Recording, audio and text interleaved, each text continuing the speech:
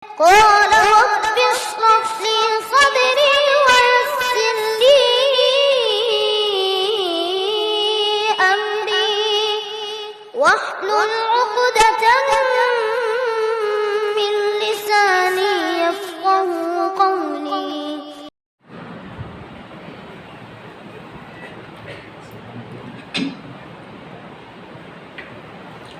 إن الحمد لله نحمده ونستعينه ونستغفره ونعوذ بالله من شرور أنفسنا من يهده الله فلا مضل له ومن يضلل فلا هادي له وأشهد أن لا إله إلا الله وحده لا شريك له وأشهد أن محمدا عبده ورسوله.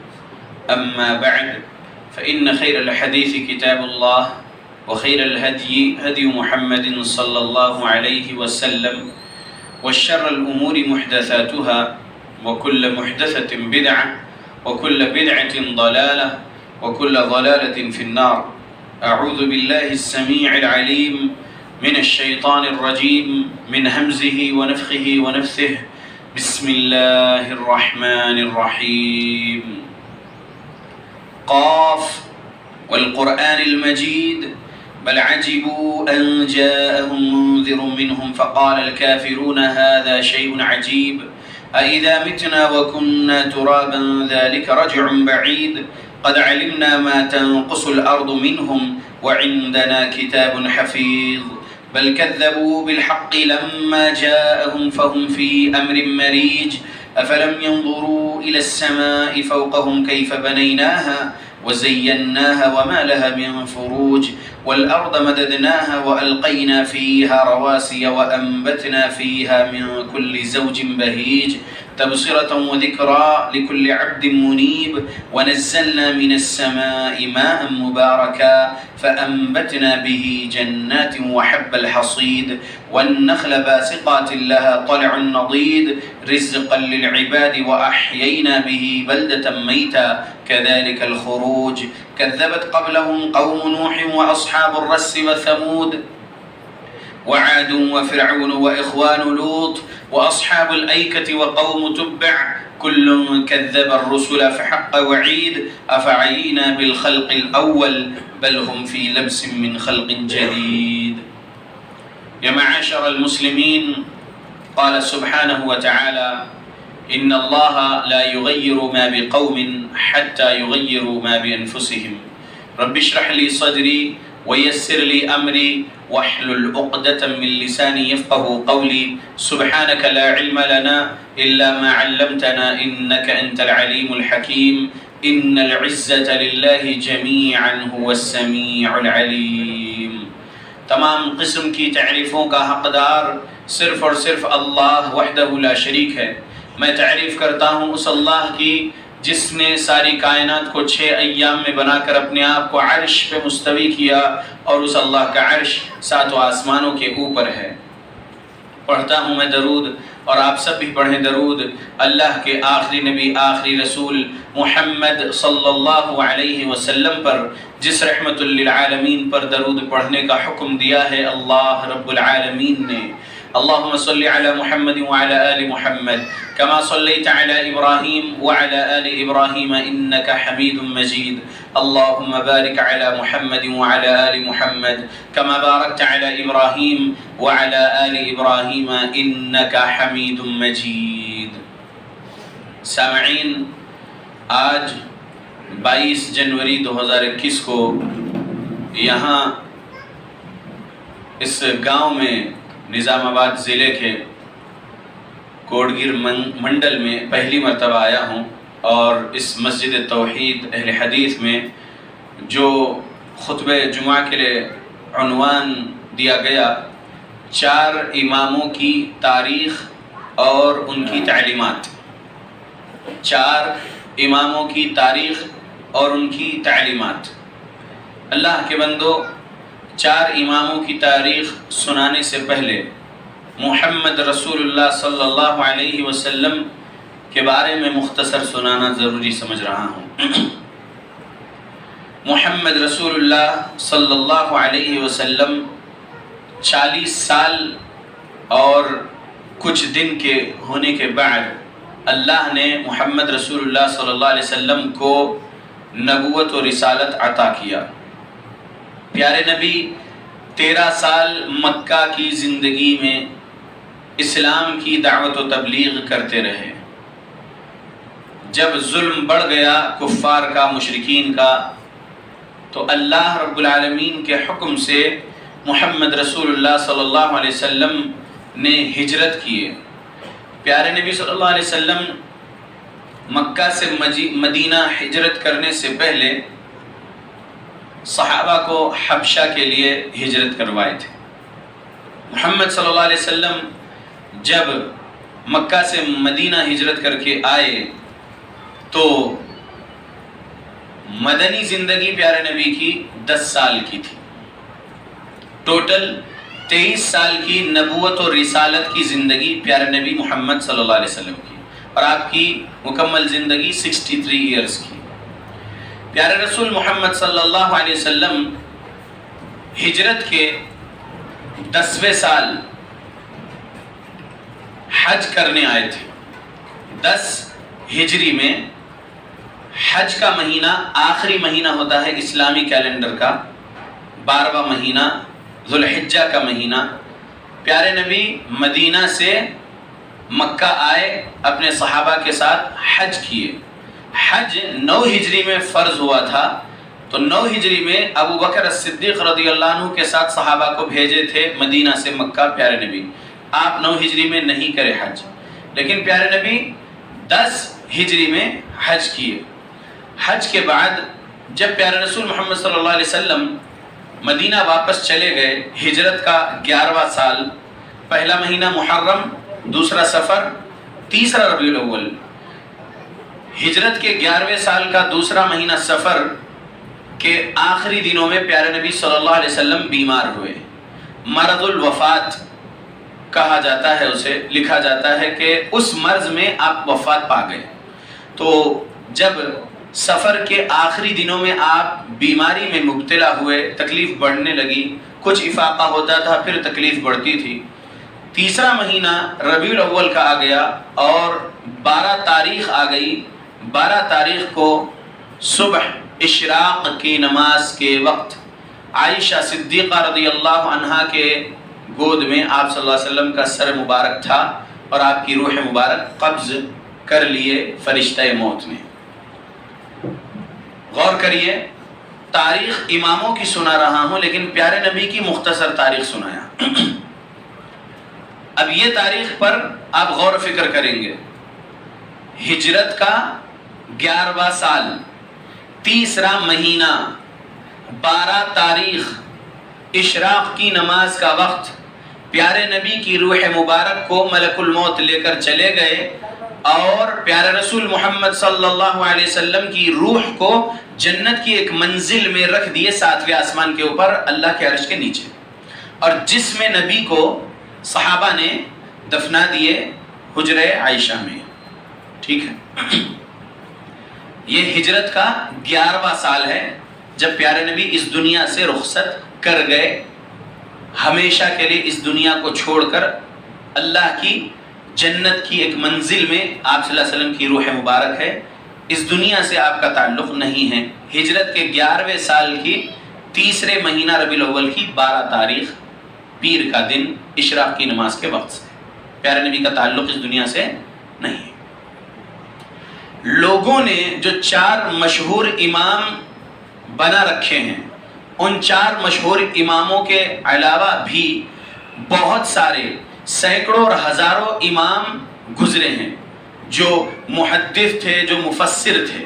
ٹھیک ہے، تو 4 امام جو لوگوں نے بنا رکھے ہیں، وہ 4 اماموں کی تاریخ ہی اگر ہم سمجھ لیتے ہیں تو 4 میں پہلے جو لوگوں نے بنا رکھے ہیں وہ ہے امام ابو حنیفہ رحمۃ اللہ علیہ۔ پیدا ہوئے ہیں 80 ہجری میں امام ابو حنیفہ، اور انتقال ہوا 150 ہجری میں۔ تو پیارے رسول محمد صلی اللہ علیہ وسلم 11 ہجری میں تیسرے مہینے میں 12 تاریخ کو اس دنیا فانی کو چھوڑ کر اللہ کی جنت میں چلے گئے۔ پیارے نبی 11 ہجری میں گئے اور ابو حنیفہ رحمۃ اللہ علیہ 80 ہجری میں پیدا ہو رہے۔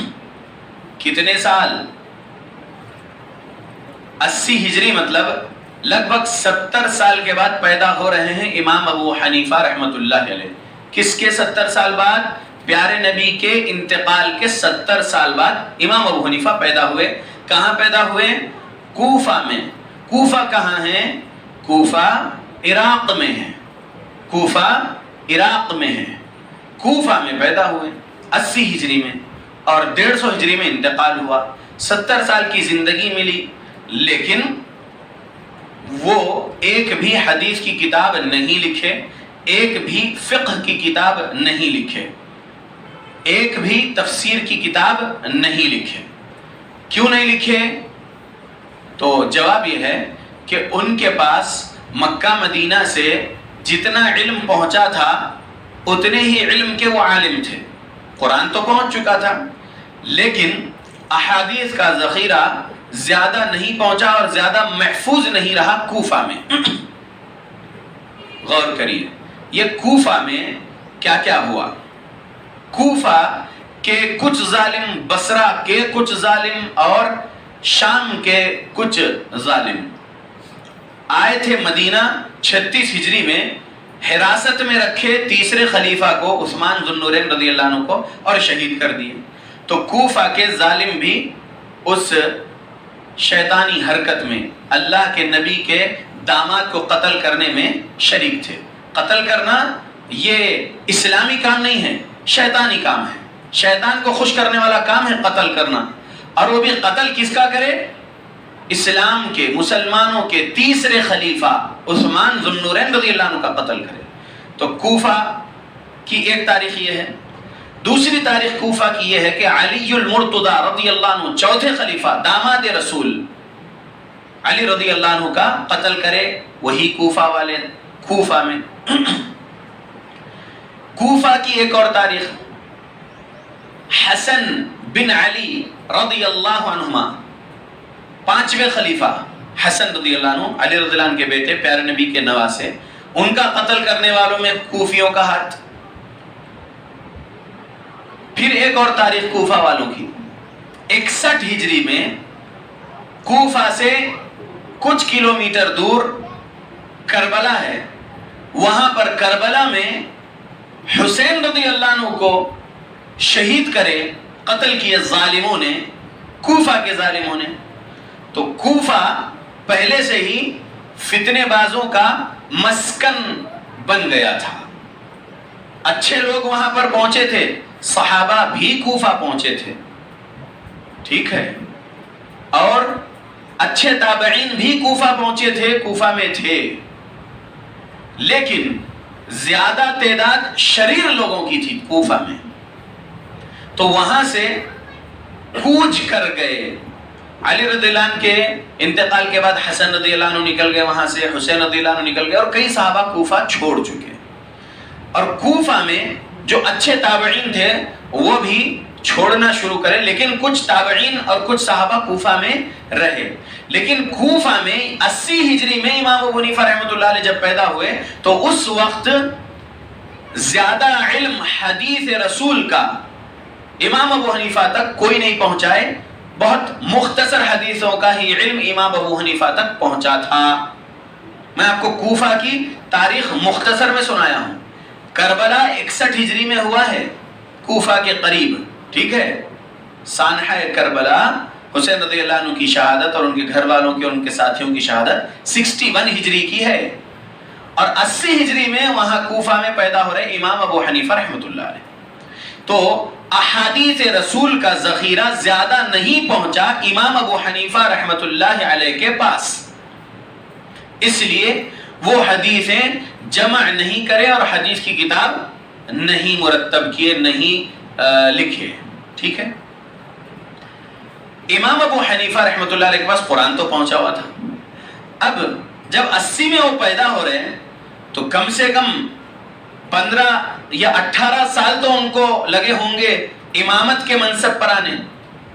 قرآن یاد کیے اور جو کچھ بھی علم ان کے پاس جیسے بھی پہنچا تھا.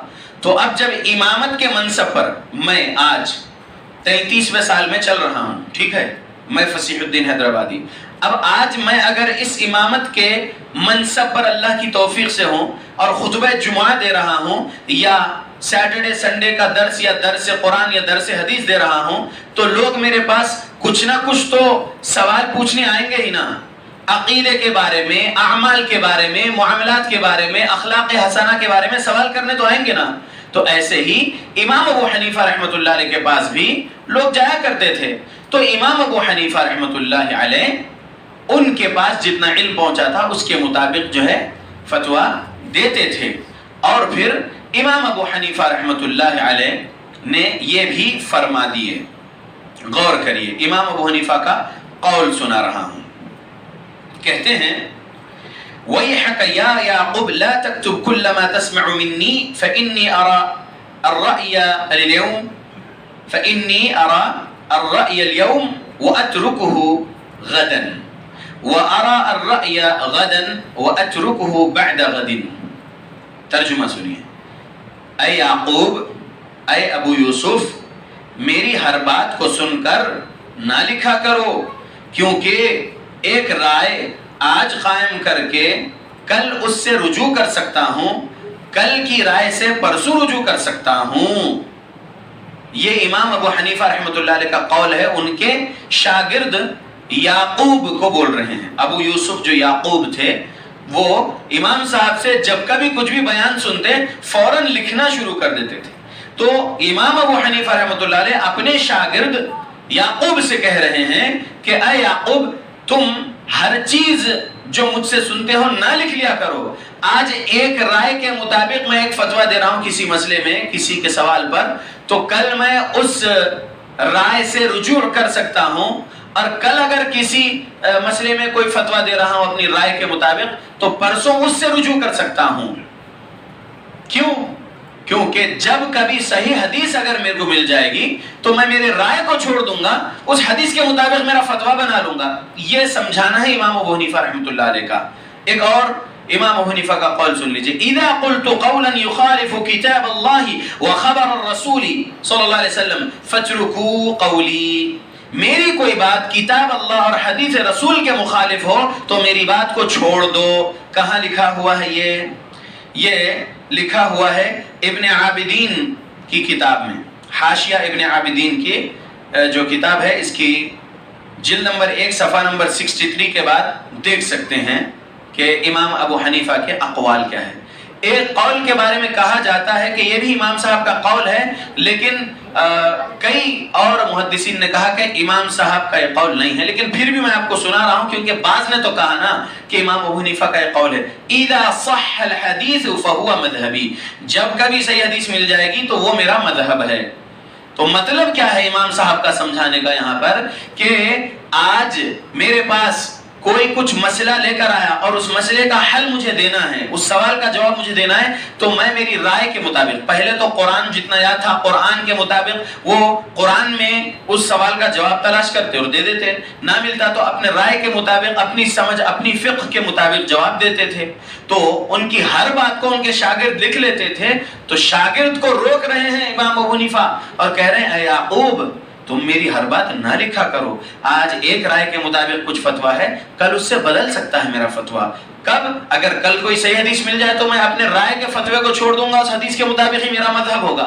یہ امام ابو حنیفہ کا قول۔ یہ کس کتاب سے پڑھ کے سنا رہا ہوں میں؟ یہ کتاب کا نام ہے تقلید کا حکم کتاب و سنت کی روشنی میں۔ کس کی کتاب ہے یہ کتاب ہے پروفیسر ڈاکٹر وسیع اللہ عباس حفظہ اللہ، جو محدث مکہ ہے، جو مدرس و مفتی حرم ہے۔ یہ میرے استاد ہیں، ان کے پاس میں علم حاصل کیا۔ یہ ان کی ایک کتاب ہے، الحمدللہ انہوں نے جمع کیے اقوال کو اماموں کے۔ اب 4 اماموں کے بارے میں بات ہے تو میں 4 اماموں کے اقوال آپ کو سناؤں گا۔ اللہ کے بندو، یہاں پر امام ابو حنیفہ کے بارے میں بات آئی ہے تو مکمل کر لیتا ہوں، پھر دوسرے خطبے میں باقی 3 اماموں کی بات رکھتا ہوں۔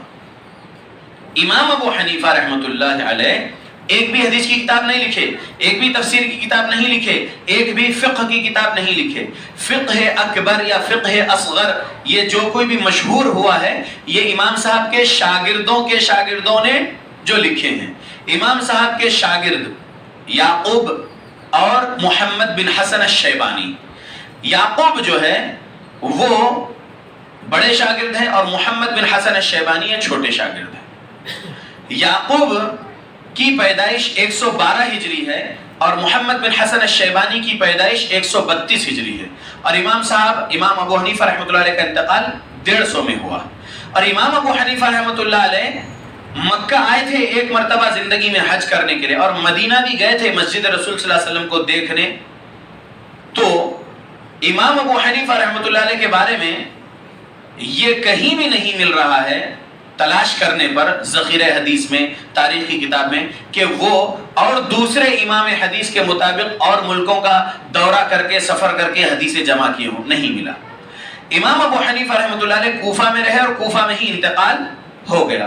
ان کے شاگرد جو ان سے بیانات سن کر وہ لکھ لیے وہی عمل کرتے رہے۔ تو امام ابو حنیفہ رحمۃ اللہ علیہ کے بھی تو کوئی استاد اور امام رہے ہوں گے نا۔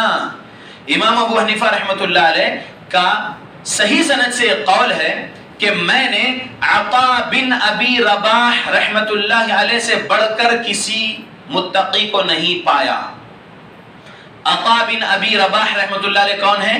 تابعی ہے۔ عطا بن ابی رباح رحمۃ اللہ علیہ شاگرد ہے عبداللہ بن عباس رضی اللہ عنہ کے۔ عبداللہ بن عباس رضی اللہ عنہ شاگرد ہے محمد الرسول اللہ صلی اللہ علیہ وسلم کی۔ تو امام ابو حنیفہ رحمۃ اللہ علیہ کیا ہوئے؟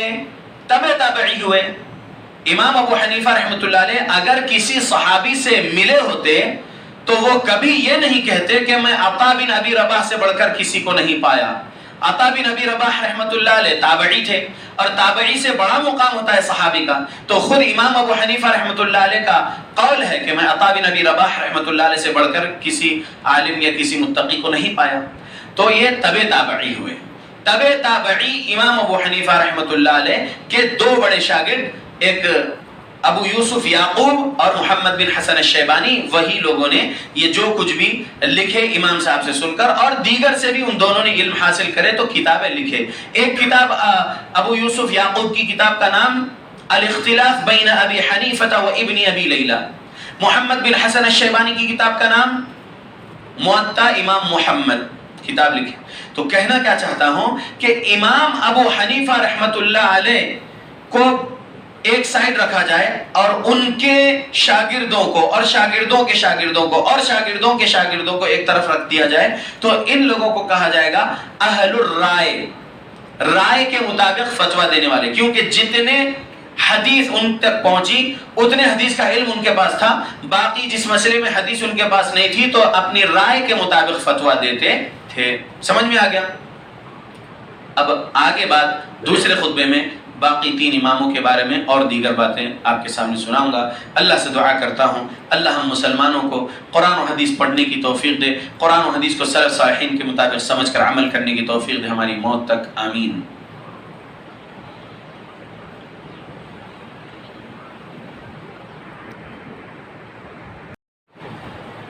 لوگوں کے مطابق دوسرے امام مالک رحمت اللہ علیہ ہیں، ٹھیک؟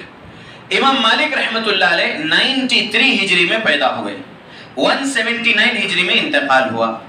امام مالک رحمت اللہ علیہ مدینہ رسول میں پیدا ہوئے، مدینہ طیبہ میں پیدا ہوئے، مدینہ منورہ میں پیدا ہوئے، ٹھیک؟ امام مالک رحمت اللہ علیہ بھی تبع تابعی ہیں، کیونکہ تابعی سے ان کی ملاقات ہے۔ امام ابن شہاب الزہری رحمت اللہ علیہ تابعی ہے، کیونکہ ان کی ملاقات انس بن مالک رضی اللہ عنہ سے ہوئی ہے۔ انس بن مالک رضی اللہ عنہ صحابی رسول ہیں، اور امام زہری رحمت اللہ علیہ تابعی ہے، امام مالک رحمت اللہ علیہ تبع تابعی ہے۔ امام مالک رحمت اللہ علیہ چونکہ مدینہ میں پیدا ہوئے اور علم حاصل کرے، کئی تابعین سے انہوں نے علم حاصل کرے، ٹھیک؟ اور ان کے دور کے کئی تبع تابعین سے بھی انہوں نے علم حاصل کرے، حدیث رسول جمع کیے اور کتاب لکھے حدیث رسول پر، موطا امام مالک، موطا امام مالک۔ اس کے اندر ایمانیات کے بارے میں حدیثیں ہیں، اعمال صالحہ کے بارے میں حدیثیں ہیں، معاملات اخلاق حسنہ کے بارے میں حدیثیں ہیں، ٹھیک؟ امام مالک رحمت اللہ علیہ مسجد نبوی میں امام بنے، مدرس بنے، مفتی بنے، لوگ ان کے پاس آ کے علم حاصل کرتے تھے۔ امام مالک رحمۃ اللہ علیہ کا انتقال 179 ہجری میں ہوا تو وہ مدینہ کے بقیع قبرستان میں ہی دفن ہیں۔ امام مالک رحمۃ اللہ علیہ کے شاگردوں میں امام شافعی رحمۃ اللہ علیہ ہیں۔ سمجھیے امام شافعی رحمۃ اللہ علیہ کی تاریخ سے، امام شافعی رحمۃ اللہ علیہ 150 ہجری میں پیدا ہوئے، لوگوں کے مطابق جو تیسرے امام ہیں 150 ہجری میں پیدا ہوئے غزہ میں۔ غزہ کہاں ہے؟ فلسطین میں ہے۔ فلسطین غزہ میں امام شافعی رحمۃ اللہ علیہ جب پیدا ہوئے 3 سال کے ہوئے تو ان کے والدین مکہ ہجرت کر گئے غزہ فلسطین سے۔ امام شافعی رحمۃ اللہ علیہ 3 سال کے تھے، مکہ پہنچ گئے والدین کے ساتھ، اور جب وہ 14 سال کی عمر کے ہوئے تو حافظ قرآن اور حافظ حدیث ہو گئے تھے۔ حافظ قرآن ہو گئے اور حافظ حدیث سے کیا مطلب ہے؟ امام مالک رحمۃ اللہ علیہ جو پیارے نبی کی حدیثوں کو ایک کتاب میں جمع کرے، جس کتاب کا نام موطا رکھے، موطا امام مالک، اس کا نسخہ مکہ بھی بھیجے تھے امام مالک رحمۃ اللہ علیہ، مدینہ سے مکہ وہ کتاب کا نسخہ بھیجے، اور وہ جو کتاب مکہ پہنچ چکی تھی وہ حدیث کی کتاب بھی حفظ کر لیے تھے امام شافعی رحمۃ اللہ علیہ 14 سال کی عمر میں، تو ہو گئے 164 ہجری۔ 150 میں پیدا ہوئے اور 14 سال کی عمر ہو گئی تو 164 ہجری ہو گئے۔ 164 ہجری میں مکہ سے نکل کر مدینہ آئے امام شافعی رحمۃ اللہ علیہ، تو 164 ہجری میں جب آئے تو 179 میں امام مالک کا انتقال ہو رہا، تو الحمدللہ امام مالک کی شاگردی میں کئی سال رہے امام شافعی رحمۃ اللہ علیہ۔ 164 ہجری میں امام شافعی رحمۃ اللہ علیہ جب حافظ قرآن اور حافظ موطا امام مالک ہو گئے تو 164 ہجری میں سیریا میں دمشق میں پیدا ہو رہے ہیں امام احمد بن حنبل رحمۃ اللہ علیہ 164 ہجری میں، لوگوں کے مطابق چوتھے امام۔ لوگوں کے مطابق چوتھے امام کب پیدا ہو رہے ہیں؟ جب لوگوں کے مطابق جو تیسرے امام ہیں وہ حافظ قرآن ہو چکے اور حافظ موطا ہو چکے۔ سبحان اللہ۔ امام شافعی رحمۃ اللہ علیہ کا انتقال 204 ہجری میں ہے، اور امام شافعی رحمۃ اللہ علیہ کتاب الام اور بھی کتابیں لکھیں۔ کتاب الام آپ کی مشہور کتاب جس میں حدیث رسول جمع کی ہے، ایمانیات ہے، اس میں اعمال صالحہ ہے، اخلاق حسنہ، جو بھی سکھائے ہیں اپنی سند سے حدیثوں کو جمع کر کے۔ ٹھیک، امام شافعی رحمۃ اللہ علیہ اور امام مالک رحمۃ اللہ علیہ کے اقوال سنا دیتا ہوں، پھر بعد میں امام احمد بن حنبل کی بات سناتا ہوں۔ امام مالک رحمۃ اللہ علیہ کے کئی اقوال میں سے ایک قول سناتا ہوں، ليس احد بعد النبي صلى الله عليه وسلم الا ويؤخذ من قوله ويترك الا النبي صلى الله عليه وسلم۔ یہ امام مالک رحمۃ اللہ علیہ کا قول، ترجمہ سنیے، نبی کریم صلی اللہ علیہ وسلم کے بعد ہر کسی کی بات کو لیا بھی جا سکتا ہے، چھوڑا بھی جا سکتا ہے۔ نبی صلی اللہ علیہ وسلم کی بات کے بعد میں کسی کی بات کو لیا بھی جا سکتا ہے، کسی کی بات کو چھوڑا بھی جا سکتا ہے، مگر نبی صلی اللہ علیہ وسلم کی بات کو لینا ہی لینا ہے۔ یہ امام مالک رحمۃ اللہ علیہ کا قول ہے۔ یہ کہاں ہے؟ جامع بیان العلم و فضلہ جلد نمبر 2 صفحہ نمبر 91 پر امام مالک کا ایک قول۔ امام مالک کا ایک اور قول سنا دیتا ہوں، انما انا بشر اخطئ واصيب فانظروا في رايي فكل ما وافق الكتاب والسنه فخذوه وكل ما لم يوافق فترکوہ۔ میں بشر ہی ہوں، غلطی کرتا ہوں اور درست بھی کرتا ہوں، لہذا تم میری جو رائے کتاب و سنت کے موافق پاؤ اسے لے لو، اور جو میری رائے کتاب و سنت کے موافق نہ پاؤ اسے چھوڑ دو۔ اللہ اکبر۔ تو امام مالک رحمت اللہ علیہ جو کہ مدینہ میں ہی پیدا ہوئے، حدیث کا ذخیرہ ان کو ملا الحمدللہ، حدیث کی کتاب بھی لکھے، لیکن کیا 100% حدیث کا ذخیرہ مل گیا تھا ان کو؟ اگرچہ کہ مدینہ میں پیدا ہوئے نہیں ملا، کیونکہ کئی صحابہ کئی ملکوں میں اسلام کی دعوت و تبلیغ کے لیے پھیل چکے تھے، تو تمام صحابہ سے تمام حدیثیں امام مالک تک نہیں پہنچی نا۔ ایک مثال دوں، عمر رضی اللہ عنہ صحابی رسول ہیں، رسول اللہ صلی اللہ علیہ وسلم کے سسر ہیں، رسول اللہ صلی اللہ علیہ وسلم کی ایک حدیث کے بارے میں عمر رضی اللہ عنہ کو نہیں معلوم تھا، وہ آپ کو سناتا ہوں۔ ایک مرتبہ ابو سعید خدری رضی اللہ عنہ عمر رضی اللہ عنہ کے گھر آئے، دستک دیے گھر پر، عمر رضی اللہ عنہ باہر نہیں نکلے، پھر سیکنڈ ٹائم نوک کیے عمر رضی اللہ عنہ کے دروازے پر، ابو سعید رضی اللہ عنہ، عمر رضی اللہ عنہ جواب نہیں دیے، باہر نہیں نکلے، تیسری مرتبہ کھٹکا دیے دروازے پر عمر رضی اللہ عنہ کے گھر پر، کون؟ ابو سعید رضی اللہ عنہ، دروازہ نہیں کھلا، جانے لگے ابو سعید خدری رضی اللہ عنہ، تو عمر رضی اللہ عنہ کھولے دروازہ اور دیکھے تو وہ جانے لگے تو ان کو آواز دے کر بلائے. بولے دستک دیے گھر پر اور چلے جا رہے ہیں. بولے کہ میں نے پیارے رسول محمد صلی اللہ علیہ وسلم سے سنا کہ تم جس کسی کے پاس جاؤ 3 بار نوک کرنا، 3 بار دستک دینا. اگر سلام کا جواب یا جواب نہ ملے، دروازہ نہ کھلے تو پھر چوتھی دستک نہیں دینا، چلے جانا. تو عمر رضی اللہ عنہ اتنے سخت تھے، ان کا دور خلافت تھا. عمر رضی اللہ عنہ بولے کہ یہ حدیث مجھے نہیں معلوم ہے، اگر تمہارے علاوہ کوئی اور گواہ نہ پیش کرو اس حدیث کے لیے تو سزا کے لیے تیار ہو جاؤ. مطلب یہ ہے عمر رضی اللہ عنہ کا کہ نبی کا نام لے کر کوئی بھی کچھ بھی بات نہیں بولنا. اگرچہ کہ وہ کوئی بھی نہیں تھے، وہ صحابی تھے ابو سعید رضی اللہ عنہ، لیکن تابعین اگر کچھ ایسا کر رہے ہوں، نبی کا نام لے کر کچھ بھی بول رہے ہوں حدیث رسول کہہ کر، تو نہیں کر سکنا کوئی ایسا.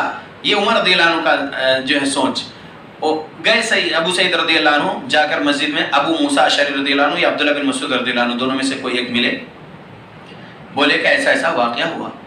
تو عمر رضی اللہ عنہ کے پاس وہ صحابی آئے، بولے میں بھی یہ حدیث سنا رسول اللہ صلی اللہ علیہ وسلم سے، اور آپ کو میں تنبیہ کرتا ہوں اے عمر، اے امیر المومنین نہیں بولے، اے عمر میں آپ کو تنبیہ کرتا ہوں، رسول اللہ کے صحابہ تمام سچے ہیں، عادل ہے. رسول اللہ کے کسی صحابی نے آپ کو کوئی حدیث سنائے ہیں تو سمجھ لینا کہ وہ رسول اللہ کی حدیث ہے. تو اب اندازہ لگائیے کہ عمر رضی اللہ عنہ کو بھی اس حدیث کا علم نہیں ہوا نا، اگرچہ کہ صحابی رسول ہے، ساتھی رسول ہے، قبر میں بھی قبر کے پاس کے بھی ساتھی بن گئے. قبر رسول صلی اللہ علیہ وسلم کے پاس ہے عمر رضی اللہ عنہ کی قبر. سبحان اللہ. تو ایسا ہوتا ہے کہ ہر حدیث کا علم ہر صحابی کو ہو ضروری نہیں ہے، ہر حدیث کا علم ہر تابعی کو ہو ضروری نہیں ہے، ہر حدیث رسول کا علم ہر تابع تابعی اور ہر امام کو ضروری نہیں ہے. تو امام مالک کا یہ جو قول ہے کہ میری اگر کوئی رائے کتاب و سنت کے موافق ہے تو مان لینا، لے لینا، اور اگر کوئی میری رائے کتاب و سنت سے نہیں جو ہے میچ ہو رہی ہے، ٹکرا رہی ہے تو اسے چھوڑ دینا. تو یہ امام لوگ گزرے ہیں. اللہ اکبر. تو جتنا حدیث کا ذخیرہ ان کے پاس ملا اتنا علم ان کے پاس تھا. تیسرے امام کا قول سناتا ہوں. تیسرے امام کا قول امام شافعی رحمۃ اللہ علیہ. اذا صح الحدیث خلاف قولی، جب کبھی صحیح حدیث مل جائے میرے قول کے خلاف میں، میرے فتوے کے خلاف میں، فعملوا بالحدیث، عمل کر لینا اس حدیث کے مطابق، واترکوا قولی، اور میرے قول میرے فتوے کو چھوڑ دینا. یہ امام شافعی رحمۃ اللہ علیہ کا قول. امام شافعی رحمۃ اللہ علیہ کے اور بھی اقوال ہے اعلام الموقعین اور دیگر کتابوں میں. تو اللہ کے بندو کیا معلوم ہو رہا کہ امام شافعی رحمۃ اللہ علیہ کے پاس بھی ذخیرہ حدیث پورا نہیں پہنچا تھا. جتنے حدیث کا علم ان کے پاس تھا اس کے مطابق انہوں نے تعلیمات ان کے سامنے ان کے پاس آنے والے لوگوں کے پاس رکھے، سکھائے، اور یہ سبق دے دیے کہ میرے قول کو چھوڑ دینا اگر صحیح حدیث مل جائے تو کیا تقلید سکھائے ہیں امام ابو حنیفہ رحمۃ اللہ علیہ ان کے شاگردوں کو؟ نہیں سکھائے. کیا امام مالک رحمۃ اللہ علیہ تقلید سکھائے ان کے شاگردوں کو؟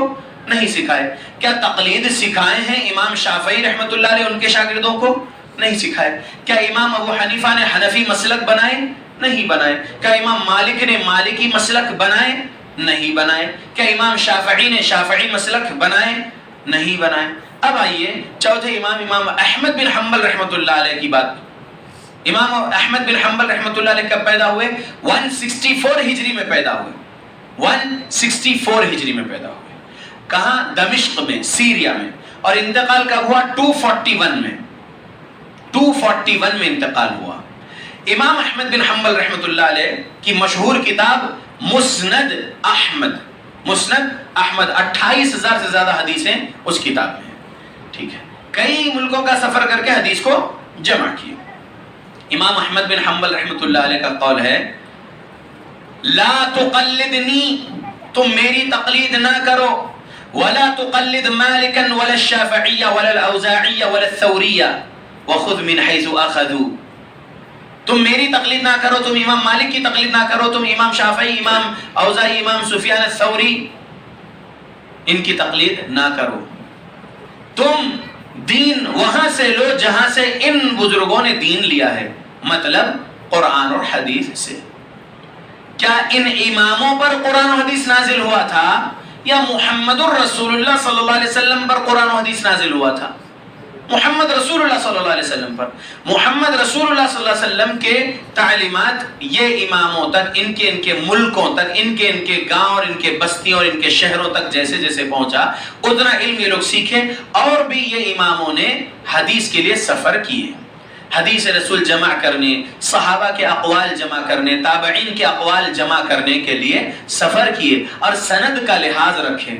اگر کہیں پر کسی سند میں کوئی بندہ ضعیف مل جائے تو وہ حدیث پر حکم لگا دیے کہ اس سند میں، اس حدیث کی اس سند میں یہ بندہ ضعیف ہے، یہ بندہ جھوٹا ہے، اس وجہ سے حدیث ضعیف ہے. ضعیف مطلب کیا؟ کچھ لوگ مثال دیتے ہیں، میں بھی دے دیتا ہوں. والد صاحب ضعیف ہوئے تو کیا اب ان کی بات نہیں مانی جائے گی؟ جب تک جوان تھے تب تک ہی ماننا تھا کیا ان کی بات؟ ایسا ہے کیا؟ جی نہیں. والد صاحب جوان تھے تب بھی والد صاحب کی بات ماننا تھا، اور والد صاحب ضعیف ہوئے تب بھی والد صاحب کی بات ماننا ہے. ٹھیک ہے، والد صاحب ہے وہ. لیکن یہاں پر حدیث میں ضعیف جو بولا جا رہا، حدیث ضعیف نہیں ماننا تو کیوں نہیں ماننا؟ ضعیف مطلب کیوں کہا جاتا ہے؟ کمزور لوگ ہو جاتے ہیں بڑھاپے میں تو اس لیے ان کو ضعیف کہا جاتا ہے. بڑھاپے میں انسان کمزور ہوتا ہے تو ضعیف کہا جاتا ہے. تو ضعیف عربی ورڈ ہے، کمزوری اردو ترجمہ ہوتا ہے ضعیف کا. تو حدیث میں کیا کمزوری ہے وہ بولا جائے گا. مطلب ضعیف حدیث اس لیے نہیں بولا جا رہا کہ وہ بوڑھی حدیث ہو گئی، جی نہیں. حدیث میں کمزوری ہے. کیا کمزوری ہے؟ مطلب یہ ہے کہ حدیث میں سند ہوتی ہے. مثال کے طور پہ ایک سند میں آپ کے سامنے سنانا چاہتا ہوں. صحیح بخاری حدیث نمبر 756 سنا رہا ہوں. ٹھیک ہے. حدثنا علي بن عبد الله حدثنا سفيان قال حدثنا الزهري عن محمود بن ربيع عن عبادة بن صامت أن رسول الله صلى الله عليه وسلم قال. اس میں غور کریے، امام بخاری رحمۃ اللہ علیہ کی صحیح بخاری ہے نا. امام بخاری کب پیدا ہوئے؟ 194 میں پیدا ہوئے، 256 میں انتقال ہوا. امام بخاری رحمۃ اللہ علیہ لوگوں کے بنائے ہوئے چوتھے امام امام احمد کے شاگردوں میں ہیں امام بخاری رحمۃ اللہ علیہ. ٹھیک. امام بخاری رحمۃ اللہ علیہ کی صحیح بخاری سے 756 نمبر کی حدیث سنا رہا ہوں. سند کس کو بولتے وہ بتا رہا ہوں. امام بخاری لکھتے ہیں حدثنا، مجھے یہ حدیث سنائے، بیان کرے. کون؟ علی بن عبداللہ، ان کے استاد علی بن عبداللہ المدینی امام بخاری کے استاد، یہ حدیث ان کو سنائے. علی بن عبداللہ کہتے ہیں قالا، کہتے ہیں حدثنا، مجھے حدیث سنائے سفیان نے، امام سفیان رحمۃ اللہ علیہ. سفیان کہتے ہیں قال حدثنا الزہری، سفیان کہتے ہیں کہ مجھے حدیث سنائے زہری رحمۃ اللہ علیہ نے. عن محمود بن ربیع، زہری امام زہری رحمۃ اللہ علیہ کہتے ہیں کہ مجھے حدیث سنائے کون؟ محمود بن ربیع رحمۃ اللہ علیہ نے. محمود بن ربیع رحمۃ اللہ علیہ کہتے ہیں کہ میں نے حدیث سنا عبادہ بن صامت سے. عبادہ بن صامت کون ہے؟ رضی اللہ عنہ، صحابی ہیں. عبادہ بن صامت رضی اللہ عنہ کہتے ہیں ان رسول اللہ صلی اللہ علیہ وسلم قال، کہ رسول اللہ صلی اللہ علیہ وسلم نے فرمایا لا صلاة لمن لم يقرأ بفاتحة الكتاب، نہیں ہوگی اس شخص کی نماز جس نے قرات نہ کیا ہو سورہ فاتحہ کی. یہ حدیث ہوئی. حدیث کا متن کتنا ہے؟ حدیث کا متن لا صلاة، نہیں ہوگی نماز، لمن لم يقرأ، جس نے نہیں کیا قرات بفاتحۃ الکتاب، سورہ فاتحہ کی. جس بھی رکعت میں آپ سورہ فاتحہ نہیں پڑھیں گے وہ رکعت آپ کی نہیں ہوگی، وہ نماز نہیں ہوگی. یہ حدیث کا متن ہے، یعنی فرمان رسول. اب اس کی سند میں کیا ہے؟ سند میں پہلے نمبر پہ کس کا نام آتا ہے؟ یعنی قال رسول اللہ صلی اللہ علیہ وسلم کے بعد پہلے نمبر پہ صحابی عبادہ بن صامت، دوسرے نمبر پہ تابعی محمود بن ربیع، پھر ان کے شاگرد زہری رحمۃ اللہ علیہ، پھر امام زہری کے شاگرد، پھر سفیان رحمۃ اللہ علیہ، پھر انہوں نے کس کو حدیث سنائے؟ علی بن عبداللہ المدینی کو. 5 نام ہو گئے. 6ویں نمبر پہ امام بخاری ہے. یہاں پر امام بخاری اپنی کتاب میں حدثنا کہہ کر حدیث نقل کرے. تو اب میرا کہنا ہے کہ امام مالک رحمۃ اللہ علیہ، امام شافعی رحمۃ اللہ علیہ، امام احمد بن حنبل رحمۃ اللہ علیہ، امام بخاری رحمۃ اللہ علیہ، امام مسلم رحمۃ اللہ علیہ، امام ابو داؤد رحمۃ اللہ علیہ، امام ترمذی رحمۃ اللہ علیہ، امام ابن ماجہ رحمۃ اللہ علیہ، امام نسائی رحمۃ اللہ علیہ، امام دارمی رحمۃ اللہ علیہ، کئی اور امام، یہ امام اہل الحدیث ہیں. مطلب کیا ہے؟ حدیث والے، اہل حدیث. مطلب کیا؟ حدیث والے. رسول اللہ صلی اللہ علیہ وسلم کی حدیثوں کو جمع کیے، حدیثوں کا علم حاصل کرے، حدیثوں کو حفظ کرے، حدیثوں کو لکھے، محفوظ کرے، سندوں پر بھی غور و فکر کرے، جس سند میں جو راوی ضعیف ہے اس پر حکم لگا دے، بول دیے کہ یہ بندے کی وجہ سے حدیث میں کمزوری ہے، اس وجہ سے حدیث ضعیف ہے، چاہے وہ ایمانیات کے باب میں ہو، چاہے اعمال کے باب میں ہو، چاہے معاملات کے باب میں وہ حدیث ہو، اس حدیث کی سند میں مثال کے طور پر میں نے آپ کو 5 نام سنا ہے، امام بخاری 6واں نام، رسول اللہ 7واں نام، تو امام بخاری سے رسول اللہ تک پہنچنے کے لیے 7 نام ہو گئے، تو امام بخاری اور رسول اللہ کے بیچ میں 5 نام آئے۔ تو اب حدیث کی کتابوں میں جو ایسی سند ہوتی ہے، وہ سند میں اگر ایک نام بھی جھوٹا ہو، یعنی وہ بندہ جھوٹا تھا، کس کے پیروی کرنے والا تھا وہ بندہ؟ عبداللہ بن سبا کی پیروی کرنے والوں میں سے رہا ہو۔ عبداللہ بن سبا کون ہے؟ عبداللہ بن سبا یہودی تھا، اندر سے دکھاوے کے طور پر اسلام قبول کیا عثمان رضی اللہ عنہ کے دور خلافت میں، تیسرے خلیفہ کے دور خلافت میں، لیکن شیطانیت اور شرارت کرتے رہا صحابہ کے خلاف، اور بھڑکاتا رہا، بہکاتا رہا کن کو؟ جو تابعین تھے، اور وہ اچھے تابعین تو اس دور میں جو تھے وہ تو محفوظ رہے، لیکن جو لوگ اس کے بہکاوے میں آ گئے وہ لوگ تو گمراہ تھے۔ وہی لوگوں نے تو جو ہے قتل کیے عثمان رضی اللہ عنہ کا، علی رضی اللہ عنہ کا۔ علی رضی اللہ عنہ کا قاتل کون؟ عبد الرحمن بن ملجم، خوارج میں سے۔ تو پہلے نمبر پہ کون نکلے؟ پہلے نمبر پہ خوارج نکلے، روافض نکلے، پھر بعد میں معتزلہ، جہمیہ اور کیا کیا فرقے۔ تو کہنا یہ ہے اللہ کے بندو، صحابہ کے دور میں صحابہ کے دشمن نکل گئے تھے نا، عبداللہ بن سبا اور اس جیسے لوگوں کی پیروی کرنے والے منافقین۔ تو سمجھو ان منافقین نے، ان دشمنان اسلام نے نبی کا اور صحابی کا نام لے کر کچھ بھی جھوٹ بول دیے، تو وہ بھی بات محدثین نے سند کے طور پر بھی جمع کر کے لکھ دیے کہ فلاں سند سے یہ بات بھی آئی ہے، لیکن یہ آدمی کے وجہ سے یہ حدیث ضعیف ہے۔ سمجھ رہے آپ؟ اللہ کے بندو، یہ بات اب میں جو بولنا چاہ رہا ہوں اس کو تھوڑا مضبوطی سے یاد رکھنے والی بات ہے، مضبوطی سے یاد رکھنے والی بات ہے۔ اہل الحدیث مطلب سمجھا دیا، یعنی حدیث حفظ کرنے والے، حدیث لکھنے والے، حدیث پر عمل کرنے والے، حدیث لوگوں تک پہنچانے والے، حدیث سکھانے والے، حدیث کو سمجھانے والے۔ ٹھیک، اہل الرائے میں امام ابو حنیفہ اور ان کے شاگرد اور ان کے شاگرد۔ اہل الحدیث میں دیکھو، امام مالک کے شاگرد امام شافعی کے شاگرد امام احمد بن حنبل رحمۃ اللہ علیہ کے شاگرد امام بخاری، امام مسلم، امام ابو داؤد، پھر امام بخاری کے شاگرد میں امام ترمذی رحمۃ اللہ علیہ، پھر ان کے شاگردوں میں پھر آگے امام ابن ماجہ، امام نسائی، پھر ابن خزیمہ رحمۃ اللہ علیہ اور کئی امام۔ ٹھیک ہے، یہ اہل الحدیث۔ ایک کتاب ہے مصنف ابن ابی شیبہ، کتاب ہے یہ حدیث کی کتاب ہے، امام بخاری کے استاد کی کتاب ہے۔ غور کرو اللہ کے بندو، اس کتاب میں امام ابو حنیفہ کے بارے میں ایک کتاب لکھ دیے۔ مصنف ابن ابی شیبہ کتاب میں ایک کتاب لکھے، ابو حنیفہ رحمت اللہ علیہ کا رد۔ کون لکھ رہے؟ امام ابو بکر ابن ابی شیبہ، جو امام بخاری کے استاد ہے، جن کی مصنف ابن ابی شیبہ مشہور حدیث کی کتاب، اس کتاب میں ایک کتاب لکھے، کتاب رد علی ابی حنیفہ۔ اللہ اکبر، ابو حنیفہ رحمۃ اللہ علیہ کے رد میں کتاب لکھے۔ کیوں؟ کیونکہ وہ اہل الرائے تھے، انہوں نے کچھ رائے کے مطابق جو چیزیں سکھائے تھے، تو یہ بھی لکھا ہوا ہے اس دور میں، یہ آج کی بات نہیں ہے نا۔ تو کہنا کیا چاہتا ہوں، حدیث میں یہ جو سند ہے، اب ہمارے جو حنفی بھائی لوگ ہیں، حنفیوں میں کتنے لوگ ہیں؟ 1833 میں پیدا ہوئے مولوی قاسم نانوتوی صاحب، 1866 میں دارالعلوم دیوبند بنائے، دیوبندی حنفی ہے جی۔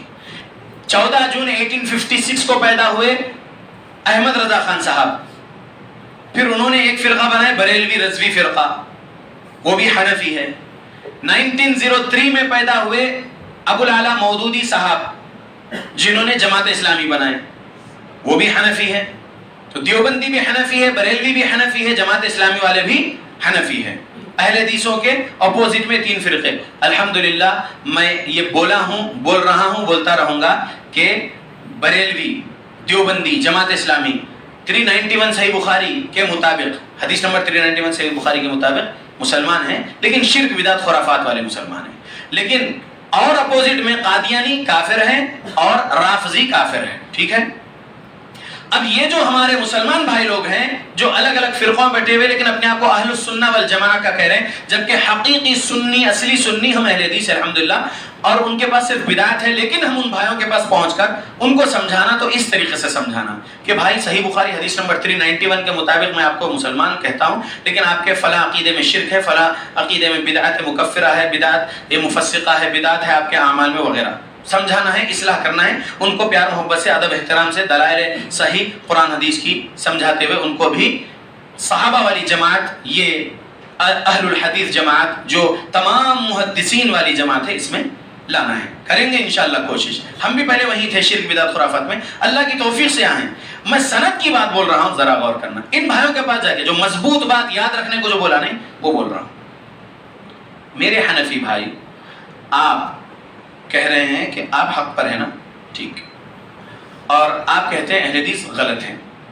آپ سے ہم سوال کر رہے ہیں، بتائیے آپ حق پر ہے تو نماز جو آپ پڑھ رہے ہیں اللہ اکبر کہنے سے لے کر السلام علیکم ورحمۃ اللہ کہنے تک جو نماز آپ پڑھ رہے ہیں، یہ نماز امام ابو حنیفہ رحمۃ اللہ علیہ پر نازل ہوئی یا محمد رسول اللہ صلی اللہ علیہ وسلم پر نازل ہوئی؟ محمد رسول اللہ صلی اللہ علیہ وسلم کو معراج کی رات میں تحفہ ملا اور طریقہ جبرائیل علیہ السلام آ کر سکھا کر گئے. تو نماز محمد رسول اللہ صلی اللہ علیہ وسلم سے ہے. محمد رسول اللہ صلی اللہ علیہ وسلم صحابہ کو سکھائے، صحابہ تابعین کو سکھائے، تابعین تبع تابعین کو سکھائے، تبع تابعین ان کے شاگردوں کو سکھائے. اب یہ 5 انگلیوں پر غور کرو جو مضبوط بات بول رہا ہوں. پہلے نمبر پہ محمد رسول اللہ صلی اللہ علیہ وسلم، دوسرے نمبر پہ صحابہ، تیسرے نمبر پہ تابعین، چوتھے نمبر پہ تبع تابعین، 5ویں نمبر پہ ان کے شاگرد. ابھی میں نے صحیح بخاری 756 سنایا تھا اور اس میں امام بخاری اور رسول اللہ صلی اللہ علیہ وسلم کے نام کے بیچ میں 5 آدمیوں کا نام بولا تھا حدیث کی سند میں. تو اب ہم کو یہ حنفی بھائی سے پوچھنا ہے، ادب سے، نرمی سے، کوئی غصہ نہیں، کوئی گالی گلوچ نہیں، کوئی لڑائی جھگڑا نہیں. اگر سامنے والا گالی گلوچ دے بھی، یہودی بول دے ہمارے حدیثوں کو، تب بھی ہم اس کو برا نہیں بولیں گے، کیونکہ وہ بیچارے ہیں. علم نہیں رہنے کی وجہ سے، گمراہ لوگوں کے بہکاوے میں آنے کی وجہ سے اگر وہ یہودی بول رہے ہیں یا کافر بول رہے ہیں، جو بھی بول رہے ہوں گے، ٹھیک ہے، ہم ان پر بھڑکنا نہیں، ہم ان کو بتانا کہ میرے بھائی یہ 5 انگلیوں پر غور کرو. امام ابو حنیفہ رحمۃ اللہ علیہ تبع تابعی ہے نا، تو چوتھے نمبر پر ان کی بات ہے.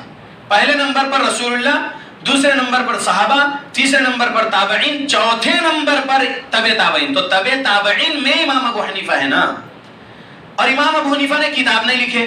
تو اب 5ویں انگلی بھی آپ لے لیجئے، ابو یوسف یا محمد بن حسن الشیبانی، امام صاحب کے شاگرد. بتائیے موطا امام محمد بن حسن الشیبانی کتاب سے، یا بتائیے ابو یوسف یعقوب کی کتاب سے کہ انہوں نے لکھا ہو کہ میرے استاد ابو حنیفہ رحمۃ اللہ علیہ سے میں نے یہ حدیث سنا ہو، اور پھر امام ابو حنیفہ کہنا کہ میں نے میرے فلاں استاد تابعی فلاں استاد سے یہ حدیث سنا ہوں، یا تبع تابعی فلاں استاد سے میں نے حدیث سنا ہوں. پھر وہ کہنا، وہ تابعی کہنا کہ میں نے فلاں صحابی اپنے استاد سے یہ حدیث سنا ہوں، اور فلاں صحابی کہنا کہ میں نے رسول اللہ صلی اللہ علیہ وسلم سے حدیث سنا ہوں. اور اس طریقے سے آپ پوری نماز نبوی ہمیں بتانا، کیونکہ نماز حنفی ہمیں نہیں چاہیے. نماز محمد رسول اللہ صلی اللہ علیہ وسلم پڑھے، محمد رسول اللہ صلی اللہ علیہ وسلم سکھائے، شریعت محمد رسول اللہ صلی اللہ علیہ وسلم پر نازل ہوئی قرآن حدیث. تو محمد رسول اللہ صلی اللہ علیہ وسلم سے بتانا امام ابو حنیفہ کہ محمد رسول اللہ کے فلاں صحابی نے فلاں تابعی کو یہ حدیث سنائے، اور فلاں تابعی سے میں نے یہ حدیث سنا، میں یہ حدیث اپنے شاگرد کو سنا. اور وہ کتاب تو نہیں لکھے امام صاحب، تو امام ابو حنیفہ کے شاگرد وہ کتاب میں بتانا سند کہ میں نے امام ابو حنیفہ سے حدیث سنا. امام ابو حنیفہ کہتے ہیں کہ ان کے استاد فلاں تابعی سے انہوں نے حدیث سنے، فلاں تابعی کہتے ہیں کہ میں نے فلاں صحابی سے حدیث سنا، فلاں صحابی کہتے ہیں کہ میں نے محمد رسول اللہ صلی اللہ علیہ وسلم سے حدیث سنا. تو یہ اگر آپ سوال کریں گے اپنے کسی بھی حنفی بھائی سے، چاہے بریلوی ہو، چاہے دیوبندی ہو، چاہے جماعت اسلامی والے ہوں، تو وہ لوگ نہیں بتا سکیں گے، نہیں بتا سکیں گے. پوری تحقیق، پورے علم کے ساتھ یہ بات بول رہا ہوں. میں مکہ میں مفتی حرم کے پاس 2011 سے 2019 تک جتنا بھی علم کتاب و سنت کا حاصل کیا ہوں، اور ان کے علاوہ شیخ فرقان احمد مدنی حفظہ اللہ جو کویت میں فی الوقت، ان سے جتنا بھی علم حاصل کرا میرے دوسرے استاد، اور بھی دیگر اساتذہ سے میں نے جو کتاب و سنت کا علم حاصل کرا، پوری ذمہ داری کے ساتھ بول رہا ہوں کہ ایسی سند سے نماز نبوی نہیں بتا سکیں گے، لیکن ہم امام مالک سے نماز نبوی بتا دیں گے، امام شافعی سے نماز نبوی بتا دیں گے، امام احمد بن حنبل رحمۃ اللہ علیہ سے نماز نبوی بتا دیں گے، امام بخاری سے نماز نبوی بتا دیں گے، امام مسلم سے نماز نبوی بتا دیں گے، امام ترمذی سے، امام ابو داؤد سے، امام ابن ماجہ، امام نسائی، امام ابن خزیمہ، یہ جو حدیث والے امام ہیں ان سے نماز نبوی بتا دیں گے، کیونکہ سندوں کے ساتھ حدیث رسول جمع کریں۔ صرف نماز نبوی نہیں، ایمانیات، اعمال صالحہ، معاملات، اخلاق حسنہ، سب کچھ حدیثوں سے بتائیں گے، ٹھیک؟ اور صرف بخاری سے بتاؤ، صرف مسلم سے بتاؤ بھی ضد لگاتے ہیں، تو ہم امام بخاری کے مقلد نہیں ہیں، ہم امام مسلم کے مقلد نہیں ہیں، امام ابو داؤد، امام ترمذی پرٹیکولر کسی ایک امام کے مقلد نہیں، ہم شافعی مسلک والے نہیں ہیں، ہم مالکی مسلک والے نہیں، ہم حنبلی مسلک والے نہیں، ہم بخاری مسلک والے نہیں، ہم محمدی مسلک والے ہیں۔ ہم کیا ہے؟ محمدی مسلک والے ہیں، کیونکہ بتایا تاریخ میں آپ کو محمد رسول اللہ صلی اللہ علیہ وسلم کی اس خطبے کے سٹارٹنگ میں 11 ہجری میں تیسرے مہینے کی 12 تاریخ کو پیارے نبی اس جنت سے، اس دنیا سے اللہ کی جنت میں چلے گئے، تو پیارے نبی کے انتقال کے 70 سال بعد جب امام ابو حنیفہ رحمۃ اللہ علیہ پیدا ہو رہے، اور پھر 20 سال تو لگے ہوں گے امامت کے مدرس کے منصب پر، تو 100 ہجری ہو گیا، تو یہ 100 سال تک کون سا مصلح، کون سا مسلک چلتا رہا؟ امام محمد رسول اللہ صلی اللہ علیہ وسلم کا نا، تو ہم مسلک محمدی مسلک والے ہیں، یہی کہیں گے انشاءاللہ، اور ہم پیار محبت سے یہی دلائل سناتے رہیں گے لوگوں کو، اور ہم سوال بھی کریں گے تو اسی طریقے سے کہ بھائی ہر چیز میں اگر آپ اپنے آپ کو حنفی بول رہے ہیں تو پھر آپ وہی سند سے پورا امام محمد رسول اللہ صلی اللہ علیہ وسلم امام الانبیاء کا سب بتائیے، ہم قبول کر لیتے ہیں اور پھر ہم بھی وہی مان لیں گے۔ لیکن آپ نہیں بتا سکتے، یا آپ سمجھ لیجئے اور آپ آ جائیے، ہم آپ کو تمام دلائل ایمانیات کے، اعمال صالحہ کے معاملات کے سکھائیں گے، سمجھائیں گے، بتائیں گے صحیح سندوں سے، اور ضعیف حدیثیں ہم بازو رکھ دیں گے، اور آپ بھی انشاءاللہ صحابہ کی جماعت اہل حدیث، جماعت حقہ والے بن جائیں گے، تاکہ موت کے بعد جنت مل سکے۔ گمراہ فرقوں میں رہیں گے تو جنت نہیں ملے گی، کیونکہ گمراہ فرقوں میں عقید اعمال میں شرک بدعت خرافات ہے، اور صحابہ والا فرقہ، صحابہ والی جماعت، جماعت حقہ، یہاں پر صحیح تعلیمات ہے قرآن اور صحیح احادیث سے۔ اللہ سے میں دعا کرتا ہوں اللہ ہم مسلمانوں کو قرآن و حدیث پڑھنے کی توفیق دے، قرآن و حدیث کو سلف صالحین کے مطابق سمجھ کر عمل کرنے کی توفیق دے۔ اللہ رب العالمین جب تک زندہ رکھے اللہ کی محبت پہلے نمبر پہ ہمارے سینے میں رہے، دوسرے نمبر پر محمد رسول اللہ صلی اللہ علیہ وسلم کی محبت ہمارے سینے میں رہے، تیسرے نمبر پر صحابہ اور اہل بیت رضی اللہ عنہم کی محبت ہمارے سینے میں رہے، چوتھے نمبر پر دین اسلام کی تعلیمات سیکھ کر اس پر عمل کر کے اس کی تبلیغ کرنے والے کام سے ہمارے دلوں میں یہ چوتھے نمبر پر محبت رہے، بعد میں پھر ماں باپ اور دیگر محبتیں ہمارے سینے میں رہے۔ اللہ سے میں دعا کرتا ہوں اللہ میری اس دعا کو اس کے مجیب صفت کے وسیلے سے قبول کر لے، آمین۔ اللہم اعز الاسلام والمسلمین واذل الشرک والمشرکین، اللہم من ارادنا واراد بالمسلمین سوءا فاشغله بنفسه، اللہم اہلک الظالمین بظلمهم، اللہم اصلح احوال المسلمین في فلسطین، اللہم اصلح احوال المسلمین في الشام، اللہم اصلح احوال المسلمین في العراق، اللہم اصلح احوال المسلمین في اليمن، اللہم اصلح احوال المسلمین في میانمار، اللہم اصلح احوال المسلمین في الكشمیر، اللہم اصلح احوال المسلمین في الہند، اللہم اصلح احوال المسلمین في كل مكان۔ ربنا ظلمنا انفسنا وان لم تغفر لنا وترحمنا لنكونن من الخاسرین۔ اللہم یا وہاب، اللہم البسنا لباس التقوى والزمنا كلمة التقوى وامتنا حين ترضى۔ ربنا آتنا في الدنيا حسنة وفي الآخرة حسنة وقنا عذاب النار۔ ربنا تقبل منا انك انت السميع العليم وتب علينا انك انت التواب الرحيم۔